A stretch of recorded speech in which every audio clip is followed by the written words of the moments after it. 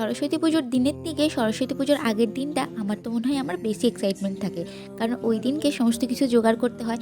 তাই আমিও সকাল সকাল রেডি হয়ে বিছানাপত্র বাগিয়ে দাদার সাথে চলে গেছিলাম হচ্ছে বাজারে সিজানোর বাজার করতে, সাথে সরস্বতী পুজোরও কিছু জিনিস কিনতে। তাই দাদার সাথে বাজারে গিয়ে সবার প্রথমে চলে গেছিলাম হচ্ছে মুদিখানার দোকানে। আর যাওয়ার সময় রাস্তার ধারে এই ঠাকুরগুলো বিক্রি করছিল, দেখতে খুব সুন্দর লাগছিল। প্রায় অনেক বছরই হয়ে গেল বাড়িতে ঠাকুর আনা হয় না, মা ঠাকুরের পটেই পুজো করে, তাই আমিও পটেই পুজো করব। তাই সমস্ত কিছু কিনতে গেছিলাম।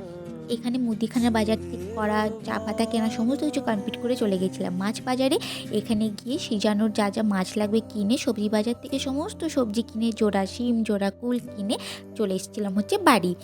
এরপরে বিকেল বিকেল ছাদে গিয়ে এবারে হচ্ছে আমার আসল কাজ শুরু, কারণ এবারে আমাকে ঠাকুর পুজোর সমস্ত জিনিসগুলো জোগাড় করে রাখতে হবে, সব বাসনগুলো ধুতে হবে। আর এই যে ছাদে ফুটেছিল হচ্ছে ডালিয়াগুলো, অনেক বড় হয়েছিল, তাই এইগুলোরও আমি ভিডিও করছিলাম। আর গোটা ছাদটাও ভালো করে ঘুরে দেখছিলাম যে কোথায় কি ফুলগুলো ফুটেছে।